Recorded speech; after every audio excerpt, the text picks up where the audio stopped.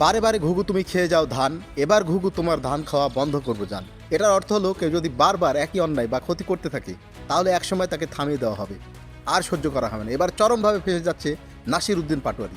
এতদিন নাসির উদ্দিন পাটোয়ারি নিজের ইচ্ছে মতো যা খুশি বলছে মির্জা আব্বাসকে নিয়ে, আবার কখনো কখনো বা তাকে নিয়ে উপহাসও করছে, হাসাহাসি করছে। এতদিন মির্জা আব্বাস কিন্তু কিচ্ছু বলে নাই, তার কারণ হচ্ছে তার ভোট নষ্ট হবে, তার ইমেজ নষ্ট হবে। এবার তার ধৈর্যের বাঁধ কিন্তু ভেঙে গেছে।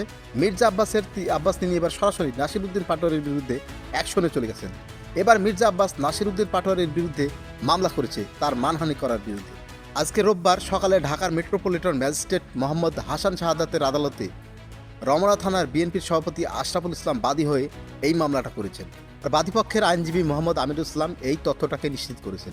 মামলার অভিযোগে উল্লেখ করা হয়েছে, একাদশ জাতীয় সংসদ নির্বাচনে ঢাকা ৮ আসনের বিএনপির প্রার্থী ছিলেন মির্জা আব্বাস, আর এনসিপির প্রার্থী ছিলেন নাসিরউদ্দিন পাটোয়ারি। নির্বাচনে নাসিরউদ্দিন পাটোয়ারি বিপুল ভোটে হেরে যান। তিনি নির্বাচনের সময় থেকে বিভিন্ন সময়ে প্রতিদ্বন্দ্বী প্রার্থীর বিরুদ্ধে মিথ্যা এবং মানহানিকর বক্তব্য দিয়ে আসছেন বলে ধারণা করা হয়। এবং এখানে বলা হয়, নাসিরউদ্দিন পাটোয়ারি নির্বাচনে বিপুল ভোটে হেরে যাওয়ার পর আরও বেশি করে সামাজিক যোগাযোগ মাধ্যমে এবং বিভিন্ন অনলাইন পত্রিকার মাধ্যমে মিথ্যা এবং মানহানিকর বক্তব্য এবং বিভিন্ন হুমকি দিয়ে আসতেছেন।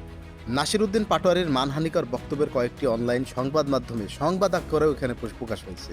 এসব বক্তব্য অত্যন্ত মানহানিকর এবং নিন্দনীয়। এসব বক্তব্য সামাজিক যোগাযোগ মাধ্যমে ভাইরাল করে মির্জা আব্বাসের সম্মান ক্ষুণ্ণ করা হচ্ছে।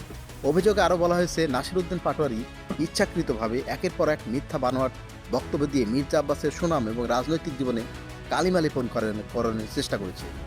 মানহানিকর বক্তব্য সামাজিক যোগাযোগ মাধ্যমে প্রকাশ করে শিষ্টাচার লঙ্ঘন করেছে।